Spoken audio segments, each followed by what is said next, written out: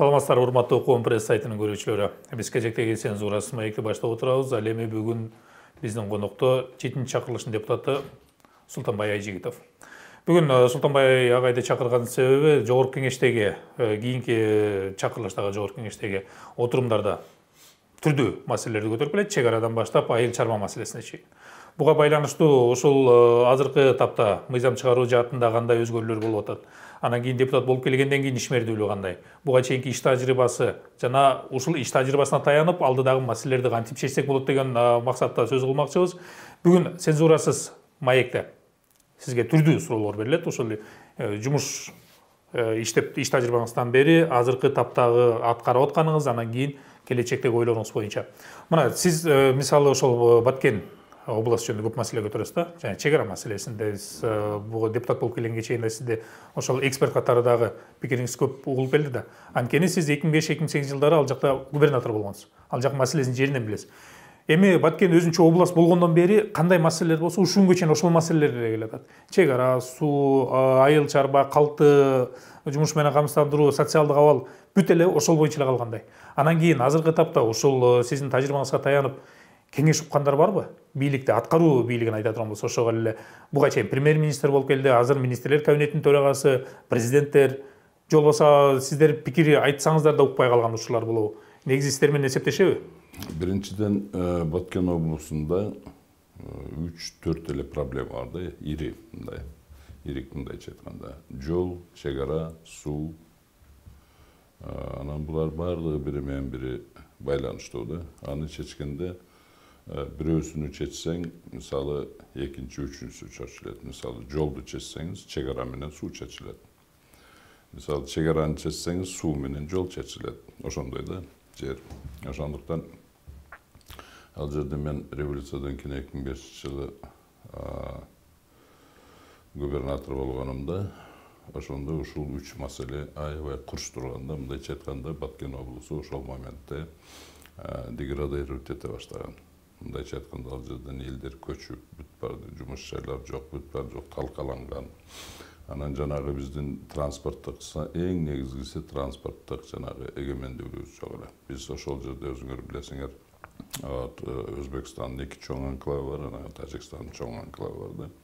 Ошол жерден өтүүлөр аябай кыйын болчу. Анан кийин бир райондон бир районго өтүш үчүн, допустим, Өзбекстан же Тажикстандын территориясынан өтүш керек. Ошондуктан аябай чоң кыйынчылыктар болчу да. Ошондуктан мен биринчи кезекте эле ошол жолдон баштаганмын да. Анан ал жерде жолдорду, айланма жолдорду, биринчи ошол айланма жолдорду куруп, майда 1 километр, 3 километр, анан 20 километрге чейин. Анан кийин жанагы мен аябай көп жолу кайрылганмын да, жанагы Өзбекстандын Сох анклавын айланып өтүш үчүн түндүк жагынан айланма жол, Баткен, Бүргөндү, Пулгон деген жолду ошону салыш керек деп аябай көп кайрылдым да. Бирок эч ким көңүл бурбагандыктан мен ал жолду ашар жол менен баштагам, ал 100 километрди. Бирок ал жерде 100 километр ашарды эч ким ишенген эмес да. Бирок ошого карабай биз ашар менен баштап, ошол кезде ашар менен 100 километрди бир 15-20 жыл курат деген эмелер деле болгон да. Бирок биз аны жарым жылда бүтүрүп куруп койдук да. Ошону менен эгемендүүлүккө жетиштик. Өз күчүңүздөр менен. Өз күчүбүз. Эми азыр ушул ишке байланыштуу жогоруда айткандай эле кеңештериңизди угуп, мен бир нерсени айткым келет да. Ошондо мен негизинен Баткен облусунда сиз айтып атпайсызбы, эч кандай өзгөрүүлөр болгон жок. Жок, ал жерде көп өзгөрүүлөр болду. Ошол маалда да эми жолду биринчиден эгемендүүлүккө жетиштик. Экинчиден көп жерлерди мен суу менен обеспечить этип, жанагы границаларды, жерлерди өздөштүрүп, ошол жерге элди көчүрүү максатында ошондой пландар болду. Анан кийин жанагы инфраструктура жактардан дагы аябай эме болгон да. Анан ошого жанагы системдүү түрдө баардыгы бирдей өсүш керек деп туруп, ошол жылдары 2005-тен 2035 жылга чейин узак мөөнөттөгү өнүгүү, Баткен облусунун өнүгүү программасын түзгөнбүз. Ошол эгер өнүгүү программасы толугу менен ишке ашканда, аны биз ишке аштыра баштадык, бирок толугу менен ишке ашканда ошол убакта ички дүң продукциясы, Баткен областынын ички дүң продукциясы 600 миллиард сомго жетмек. Ошол кезде Кыргызстандын 3000 эмеси ички дүң продукциясы болгону 250 миллиард эле сом болчу. Эмне алып чыгат элеңиздер?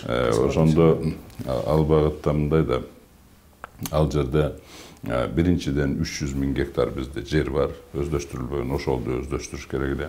Андан тышкары өзүңөр жакшы билесиң, Баткен облусу жанагындай алыскы облус болгону менен промышленный аябай развитый. Ал жерде Баткен облусунун эместе Казамжай сүрмөндөй комбинат бар, Айдаркенский ртутный комбинат, мощный жанагы Сүлүктөдөгү угольный разрез болчу. Ошолор өз багында союзного значения болуп турган эмелер. Анан тышкары дагы Кызыл Кыя шаарында аябай эме болчу. Анан ал жерде самый главный бизде 6 дарья бар, суу.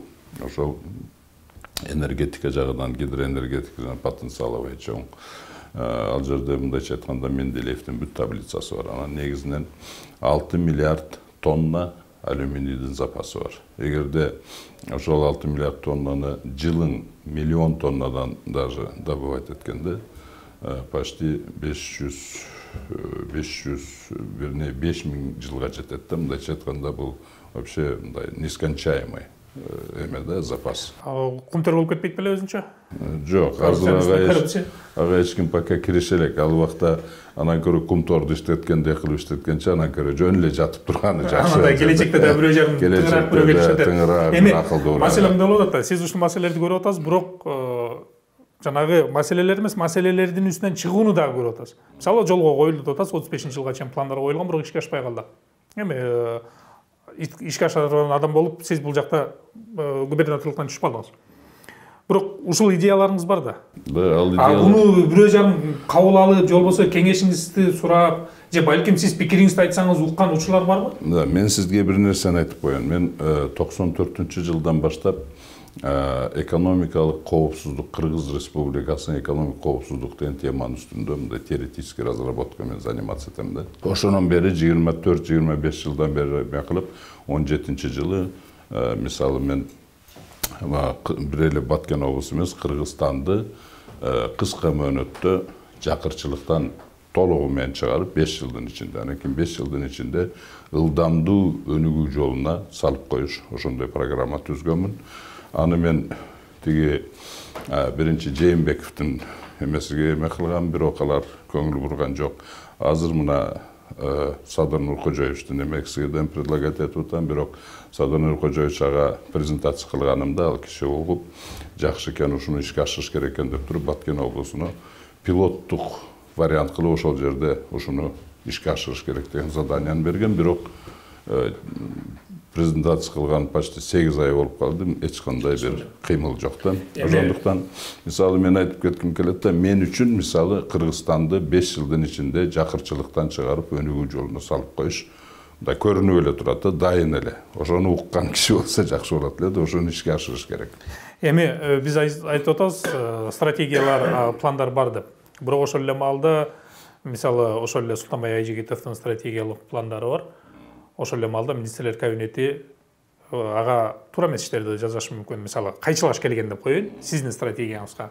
Же болбосо тескерисинче, андан ашып кеткен иштерди жазышы мүмкүн. Анан берейин деген суроо мындай болуп атат. Ошо жогорку кеңештин трибунасында жанагы Айыл чарба министрлигинин 309-токтому боюнча жанагы айыл өкмөттөрдөгү фонддун жерлерин 75%-ын министрликке өткөрүп берүү боюнча.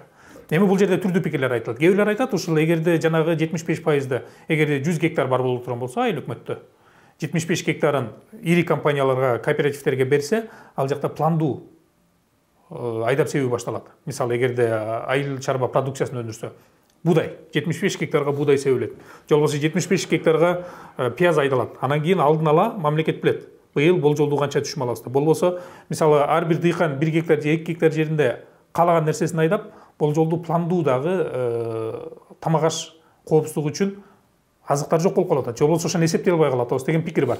Бирок сизге бул пикирге каршы чыгып атасыз. Бул жанагы катылган бомба. Келечекте бунун зыяны көбүрөөк болот деп. Эмнеге негизделип атасыз? Бунун артында эмне бар? Мен биринчиден айтып койгум келет, азыр 309-чу жанагы токтом менен, өкмөттүн токтому менен, анан жанагы азыр мындай мыйзамдар канча-мынча өзгөрүүлөрдү киргизебиз деп атат. Мисалы, жайыт законуна, анан кийин жер кодексине өзгөрүүлөрдү киргизебиз деп атат. Анын максаты эле ошол жайыттарды биздин конституцияда жана башка закондордо жайыт менен токойлорду приватизация кылганга мүмкүн эмес деп мындай тыюу салынган да. Ошондуктан бүгүнкү күндө ошол бардыгы бир пакет болуп атат да. 309'ду алдын алып эле чыгарып койду, но бирок 309 биринчиден бүт бардыгы процедураларды жана закон нормативно правовой акттарды чыгарчу иреттерин бузуп, мындайча айтканда ошол законду бузуп чыккан да. Анан кийин ал закон бүт бар конституцияга дагы, башка закондорго дагы, көп закондорго каршы чыгат да. Ошондуктан ал бүгүнкү күндө мен ойлойм 309 постановление бул мындайча айтканда мыйзамсыз чыккан токтом, аны биринчи кезекте прокуратура надзорный порядке ошону карап чыгыш керек да, канчалык бул закон. Анан экинчи жагы 309 мен ушу күнгө чейин айтып атам, бул антинародный, себеби деген 309 жанагы ФПС деген мындай жер болчу, фонддордун жерлери мамлекетке. Мисалы бизде 1.200.000-300.000 где-то мындай суугат айдоо жерлерибиз болсо, ошонун миллиону уже приватизация болуп калган, калганы болгону бир 300.000ге жетпеген. Эти ошону деле приватизациялап ары бери болуп туруп, бир 230.000ге жакын ФПСтин жерлери калган да, эми башка жер жок. Ошол 230.000 жерлерде, мисалы айыл жерлерде, өзүңөр жакшы билесиңер, 70% айыл жерде жашайт биздин население. Анан ал жерде көбү, мисалы ошол мугалимдер жана башкалар ошол эмелерде жерге тиешеси жоктор, андай ал жерде үлүштөрдү да албай калган да. Анан ошолор бардыгы бүгүнкү күндө неме кылат? Россияда иштейт, келет дагы, анан кийин эмне кылат алар?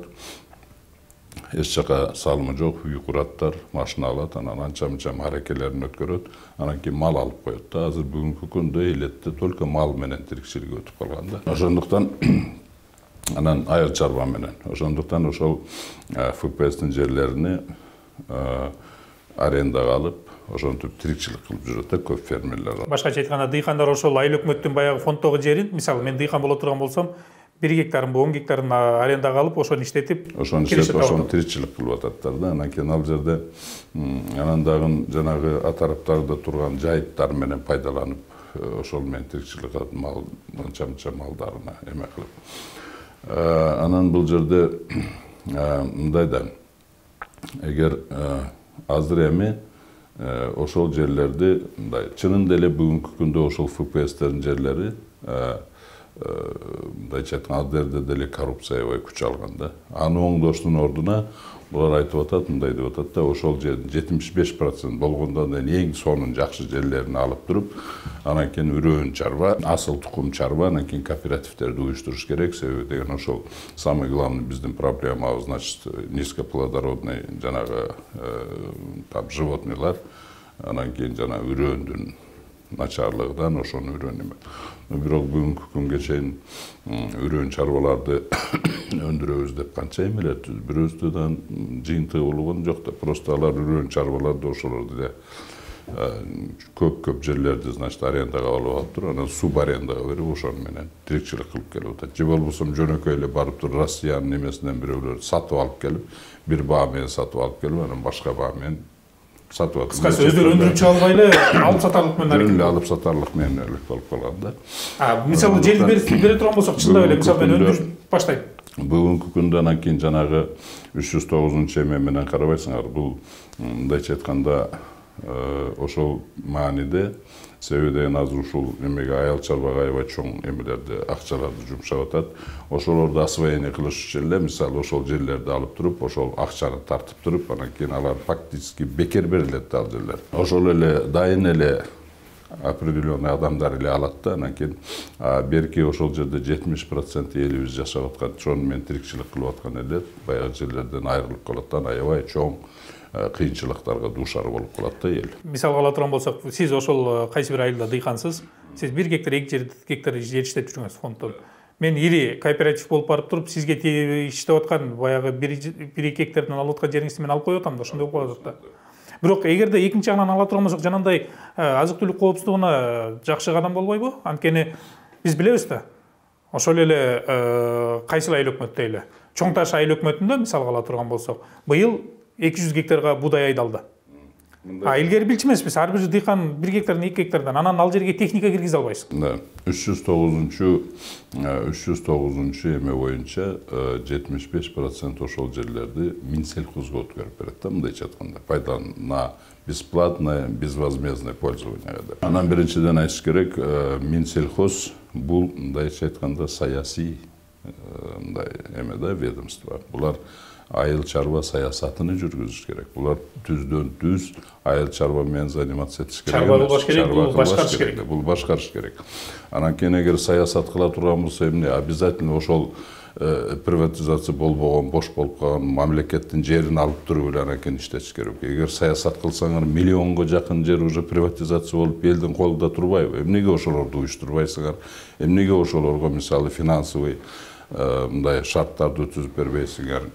Ошолорго жараша жанагындай юридикалык, правовой жактардан, укук жактардан шарттарды мындайча айтканда саясат кылыш керек да. Саясат менен. Себебен ошол миллион гектар жерлер турса, булар болсо ошол каякта бир 200 000 гектарга эме кылып. Буга чейин ошол айыл чарба тармагындагы адистер менен ушул студияда сөз алып калганбыз. Алар айтат, мисалы, мен 2 гектар жериме союз айдадым. Анан мен аны кайка сатам? Баягы эле базарга алып барам. Андан башка вариант жок. Ошол эле маалда Россиядан же болбосо Казакстандан ири заказдар түшөт дейт. Мага 2000 тонна союз керек. Эми аны алайын десең дейт, мен 2000 тонна союз өстүрө турган 2 гектар жер менен өстүрө албайм дейт. Мага 2000 гектар жер керек дейт. Мисалга алып айтып атам да. Менде андай нерсе жок. Анткени жердин баары берилип бүтүп калган дейт. Жанагы чет элдик фирмалар, компаниялар, дүкөндөр катардагы дыйкандар менен соода түспөйт дейт, келишим түспөйт дейт. Алар ири компаниялар менен. Ири компанияда жер жок, же продукция жок. Майда чүйдө дыйкан чарбалар, же болбосо жанагы жеке дыйкандар продукциясы бар, майдалап, бирок аны сата албайт дейт. Ушул жерге келгенде кайра эле дагы бир жолу кайталап суроо берейин. Фонддун берилиши ири ишканаларга пайдасы бар. Мисалы мындай да, эгер мындай дегенде деле болот да, мисалы үрөн чарбаны курду дейли, алды эме кылды, үрөндү чыгарды, берди дейли. Анан жанагы эле проблема менен сталкиваться этип, ошол эле миллион гектар жерде иштеп аткан эле дыйкандарга берет да. Алар анан ошол эле чыгарып алып туруп кайра эле сиз аткан проблема менен болуп атпайбы? Проблема чечилбей атпайбы, мындайча системный чечилбей атат да. Анан кийин мен сиздерге айтып коеюн, мисалы Южный Кореяда, Түштүк Кореяда, Японияда дүйнө жүзү боюнча эле бүт эле жерлер менчикте. Менчик фермерлер иштетет бир вакыт. Бирок ал жерде Министерство сельского хозяйства соответствующие условия түзүп, андай тигиндей кылып жана проблемаларды чечкенде плановый болуп туруп, производство кылып туруп, алар одновременно мындайча айтканда финансовый жактан кредитный системасынан чечилген. Анан кийин реализациясынан чечилген. Понимаете, бул баардыгы именно ушунун үстүнөн саясат жүргүзүш керек да Минсельхоз. Жөн эле бош жак неме эл иштетип аткан жерди алып туруп, анан кийин ошол жерди жыргатабыз. Ушул боюнча тактоочу суроо, кыскараак жооп бергенге аракет кылыңыз. Жанагы ошол фонддун жерлерин айыл өкмөттөн алып айыл чарба министрлиги анан менчикке өткөрүп жиберүү коркунучу бар деген майында айттыңыз эле. Бул кандай ыкма менен болушу мүмкүн? Рычагы кандай? Рычагдар мындай да, ал жерлерди алаттардагын өздөштүргөндөн кийин 20 жылга алат да. Анан закон бүгүнкү күндө позволять этет да, 243 эме боюнча алар түздөн түз ушундай чарбаларды, үрөн чарба жанагы эме болгондо түздөн түз эч кандай конкурстук эле түздөн түз эмеге алынганга арендага укуктары бар да, биринчиси. Экинчиси 20 жылдан кийин ошол мисалы ошол жерде анча-мынча начар жердин освоение кылгандан кийин аны приватизация кылганга жол берип атпайбы, түшүнүп атасызбы? Айрыкча бул жанагы мен айтып аткан жайыттарды ошонун ордуна жерди алгандан кийин ордуна 500 000 гектарды жайыттарды эме кылып туруп трансформация кылып туруп ФПСтин жерлерге өткөрүп беребиз деп атпайбы? Анан ал жерде деградация болуп калды деп атат да. Ошону дагы азыр эми муну бияка алып туруп приватизация кылгандан кийин анын 500 000 гектар жайыт жерлер трансформация, аны да приватизация кылабыз деген эмеси бар да. Себебен освоение кылгандан кийин сиз аны приватизация кылганга уже укугуңуз бар да. Ошондуктан бул баардыгы бири менен бири байланыштуу дагы. Конечный эмеси жөнөкөй эле жанагы иштеп аткан эң сонун жерлерди, значит, определенный көпөстөр бөлүп алат биринчиден, экинчиден анан кийин жанагы деградацияга жеткирген жайыттарды алып туруп, аны дагы приватизация кылганга шарт түзүп атат. Кыскасы карапайым дыйкандар баягы өзүнө тиешелүү болгон 1 гектар же 1 гектарга 2 гектардын айланасындагы бир чоң үй беле болсо 2 гектар болбосо 1 гектарга жетпеген жер менен калат экен да. Эми сиздин ишмердүүлүгүңүзгө токтололу. Дагы мен бир нерсени айтып коеюн бул жерде. Дүйнө жүзүндө бүт бар. Мисалы Япония менен эмелерде деле 1 гектардан эле ашпаган бүт бардыгы жер берилген. Бирок анын үстүнө саясат жүргүзүп туруп, жанагындай бардыгын бириктирип баштарына кандайдыр бир саясат жүргүзгөндө, мисалы финансовый саясат жүргүзсө деле биригет частниктер. Жана башка нерселер менен жүргүзсө болот. Ошонду бириктирип туруп проблемаларын чечип берели, өздөрүнүн бакпай да дүйнөгө дагы продукцияларын чыгарып атпайбы. Эмне эме кылбайттар? Кыскасы мамлекет бул жерде менеджер болуш керек. Менеджер болуш керек. Мындайча айтканда, Министерство сельского хозяйства очень низкий уровень менеджмента, управления государствона. Ошондуктан муну эме кылбай оңой жагын өтүп ататтар да, баягы эле советский система менен алабыз дагы анан кийин монтип жыргат. А на самом деле жыргатпайттар, чынын айтканда. Эми мисалы ушул нерсени жогорку кеңеште көтөргөн депутаттар жосо мындай бир критикалык ой жүгүртүү деп коет го, критическое мышление деп орусча. Депутаттар санасак манжалап эле бүтүп калабыз. Анан кийин бул жерге келгенде мисалы ошол биринчи жолу сизди жогорку кеңеште көрүп атабыз да. Буга чейин аткаруу бийлигинде келгенсиз, мисалы ошол эле инженердик тармакта иштеп келдиңиз. Коопсуздук тармагында иштеп келдиңиз. Кайсыл жагы оорураак? Депутат болушпу, же аткаруу бийлигинде губернатор болушпу, же коопсуздукта камсыздашпы? Кайсынысы оорураак? Өзү мындай да, вообще-то чындап иштесе, жоопкерчилиги болсо, бүт эле тармактар оор эле. Вообще эң оор бул дүйнөдө, мындай эң оор бул эл башкаруу, эл менежде, эл башкаруу. Эгер сиз жоопкерчилигиңиз болсо, эгер чындап иштесеңиз, бул аябай оор иш да, эл башкаруу. Анан кийин жөн эле укуктарды алып туруп эле льготтор менен, укуктар менен пайдаланып эчтекен чечпей жүрө берсеңиз, конечно, оңой да. Ошондуктан мен ойлойм, мындай айтканда, азыр мен үчүн, например, мындай деп ойлойм да, оорчулук деле жок. Эч кандай жок. Ал жерде просто компетенттүү болуш керек, жүрөгүң таза болуш керек. Элдин кызыкчылыгына. Сизге кайсынысы татаал болду? Мына депутаттыкты да көрүп атасыз. Мен татаалдыгын көргөнүм жок, чындап. Эми мындай суроо болуп атат. Биз азыр парламентте аябай бир аңдып турабыз. Коомчулукчу. Ким бирөө кайсырынан жаңылып калат экен, ким менен уруша кетет экен, ким кимди мактайт экен. Ошону эле парламентте карап отурабыз, депутаттарчы кайсы депутат эмне дээр экен деп эле. Коомчулукта айтайлы жалпы. Анан кийин парламентке да түрдүү аттарды коюп алабыз. Эми атабай эле коелу. Анан ушул жакка келгенде биз мисалы ошо сиздин курагыңыздагы адамдарды, же болбосо канча жылдан бери депутат болуп келгендерди тажаттыңар, кеткиле, жаштарга орун бергиле деп коомчулук ушул урагандарды айтып атабыз. Анан мына сиздин келген парламенттин курамында жаштар да бар, орто муун бар, улгайгандар бар, ошол эле маалда тажрыйбасы бар, тажрыйбасы жок, бүттүк аралаш. Ушул шартка келгенде биздин жаштар азыр кандай дарамет? Мен жалпылап айтканда. Мен мисалы жаштарда отдельно же мындай пожилойлорду отдельно деп сүйлөгөм келбейт да, себеби мисалы мындай жашынараак барып калган аябай чоң, бай билим жана тажрыйба бар. А жаштарда болсо энтузиазм бар, энергиясы бар. Романтикасы бар. То есть аларды башкарып, жакшы жолго сала турган болсо, алар жөн эле тоодо аударып салат да. Ошондуктан тажрыйба, билим менен энергияны бириктирип туруп, романтиканы бириктирсек, ошондон кийин жыйынтык чыгат. Аманандай жаштар болсун, карылар болсун деген. Маселе суроо мындай болуп атат да, мисалы биз азыр жаштарды айтып атабыз, тарбиясы мындай болуп калды, же болбосо баягы төрөлбөй жатып алдын жуттум болуп калды, же болбосо өзүнүн жеке кызыкчылыгын карап калды. Кээ бирлерди билимсиз деп келебиз, айрымдарды өтө бир акылдуу, чет мамлекетке чейин барганга татыктуу деп келебиз. Жалпы салып көргөндө жаштардын абалына кандай баа берет элеңиз? Мындайча айтканда баарды баягы эме менен байланыштуу да. Мисалы, эгер значит мына образованиянын билим берүү системасынын деңгээлин өзүңөр көрүп атасың, кандай деңгээл, система здравоохранениянын, ден соолукту сактоо.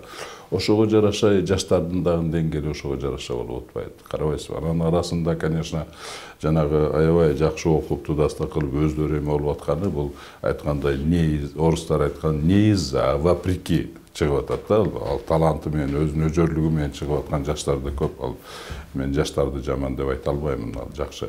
Просто жаштарды жакшы билим бериш керек. Алардын ден соолугу менен өсүп келе жатканда. Мындайча айтканда, биз трудовой ресурстарыбыз из-за того, что сос тармагыбыз деградация болгондуктан, биздин мындайча айтканда эмгек ресурстары да деградация болду. Мындай сөздөр бар да, мисалы бийликке кайсы бийлик болбосун, аткаруу, мыйзам чыгаруу тааныш менен келет, же акча менен келет. Ошол эле жаштарда. Анан татыксыздар көп деп. Кесиптештериңиздин арасы кандай? Анан бул жерде мындай да, бул бүт бардыгы коррупция бизде аябай эле өнүккөн. Өзүңөр жакшы билесиңер, бул сыр эмес. Ошондуктан анан кийин жанагы ошол эле коррупция ошол кадровый системага да болгондон кийин ошондуктан ал жерде жанагы айтып атпайбызбы, государственный менеджмент аябай төмөн болуп кеткени. Ошондон да кадровый политикада бүт бардыгы саясатта коррупция киришип кеткен. Ошондуктан эң татыктуулар эмес, таанышы менен акчасы менен эле келип алгандардан, ошондуктан жанагы государственный менеджменттин деңгээли түшүп кеткенден ошондон эң күчтүү кадрларыбыз болсо тилекке каршы же ишсиз жүрөт, же болбосо сыртка бир жагына кетип. Бизде убакыт жыйынтыкталып калды. Болгондо биз мисалы буга чейин жана 309-токтом чек аралар боюнча сиздин жогорку кеңеште айткан сөздөрүңүздү угуп келатабыз. Алдыда да эмнелерди угабыз? Кайсы мыйзамдарга такаласыз? Кыска. Мен ойлойм, бүт бардыгы мыйзамдарды биз азыр бүгүнкү күндө Кыргызстандын экономикасынын өнүгүүсүнө багытташыбыз керек. Именно экономик мыйзамдарды. Ал жерде аябай көп нерселерди оңдош керек да. Биринчи кезекте экономикалык саясатты жана ошол саясаттын бүт бардыгын жана денежный кредитный болобу, правовой жактан болобу, башка жактардан болобу, ошонун бардыгын өнүгүүгө жумшаш керек. Өзүңүз авторлук менен кайсы мыйзамдарды алып чыгасыз? Же соавторлук? Мен эми азыр мен ойлойм, жанагы бүгүнкү күндө уже мына Кытайдын эмелери, Япониянын бүт бардык тажрыйбалары көргөзүп атат.